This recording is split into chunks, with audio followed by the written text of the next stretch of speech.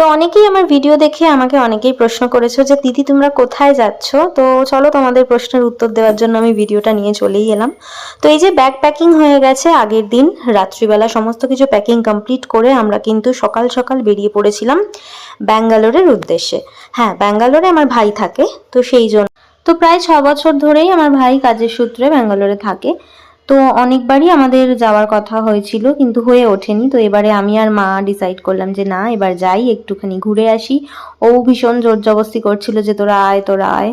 তো এবারে আর ওর কথা ফেলতে পারিনি। তো যথারীতি আমরা রেডি হয়ে একদম চলে এসেছিলাম আমাদের ব্যান্ডেল স্টেশনে। ওখান থেকে আমরা ট্রেন ধরে হাওড়া যাব। হাওড়া থেকে সাঁতরাগাছি, আমাদের ট্রেন ছিল সাঁতরাগাছি থেকে। তো যাই হোক, তার মধ্যে একটা যেটা ঘটেছে ঘটনাটা, সেটা হচ্ছে আমাদের 12টা 50-এ দুপুরে ট্রেন ছিল, কিন্তু সেটা আমরা ওখানে পৌঁছানোর পর জানতে পারি যে সেই ট্রেনটা লেট সন্ধ্যে 6টায়। তো যাই হোক, কিছু আর করার নেই, তো আমরা ওখানেই ওয়েট করছিলাম। তো এইভাবে দেখো বসে আছি, খুব বোরিং লাগছিল, তাও কিছু করার নেই, ট্রেন যেহেতু লেট। যে আমরা বেরোনোর আগেও যদি জানতে পারতাম, ভাইয়ের কাছে মেসেজ গেছিলো, ও যেহেতু টিকিটটা বুক করেছিল, কিন্তু ও খেয়াল করেনি বলে আমরা বেরিয়ে যাওয়ার পর আমরা হাফ রাস্তা এসে জানতে পেরেছি যে ট্রেন 5 ঘন্টা লেট। তো যাই হোক, এভাবে কিন্তু সন্ধ্যা হয়ে গেছে। আর সন্ধ্যের সময় সাঁতরাগাছি স্টেশনের বাইরেটা এত সুন্দর লাগছিল, তো ওইটার আমি একটু ভিডিও তুলেছি।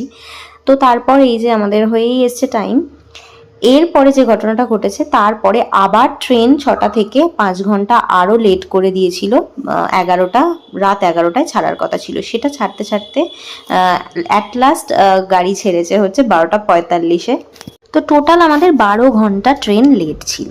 তো যাই হোক, ট্রেনে উঠে যাওয়ার পর কিন্তু আর একটুও প্রবলেম হয়নি, একদম টান টান ঘুম দিয়েছি, পুরো ঘুম থেকে উঠেছি কিন্তু একদম 10টা 10:30টার সময় উঠে এই যে সাইডের এত সুন্দর এই মনোরম পরিবেশ দেখতে দেখতে যাচ্ছিলাম, বেশ ভালো লাগছিল। তারপর হালকা হালকা খিদে পাচ্ছিল, তো সকালবেলাটা আমি কিছুই সেরকম খাইনি, ভালো লাগছিল না, এত বীভৎস ঘুম পাচ্ছিল যে কি বলবো। আসলে আগের দিন সকাল থেকে একদম রাত অবধি যেভাবে স্টেশনে আমাদেরকে কাটাতে হয়েছে, তো ওর যে ধকলটা আমি আর নিতে পারছিলাম না, মানে কিছুক্ষণ জাগছি কিছুক্ষণ ঘুমাচ্ছি, মানে সেই দিনটা পুরোটাই ঘুমিয়েছি। তো তারপর আমি ফোনে অনলাইনে অর্ডার করেছিলাম খাবার, তো তারপর সেখানে আমাদের লাঞ্চ থালি দিয়ে যায়। লাঞ্চ থালিটা খেতে ভীষণ ভালো ছিল। তো সন্ধ্যাবেলা আমি আর মা একটুখানি মুড়ি চানাচুর বাড়ি থেকে এনেছিলাম, তো সেটাই মেখে খেয়েছিলাম। তারপর রাতে একদম আবার একদম টান টান একটা ঘুম দিয়েছি।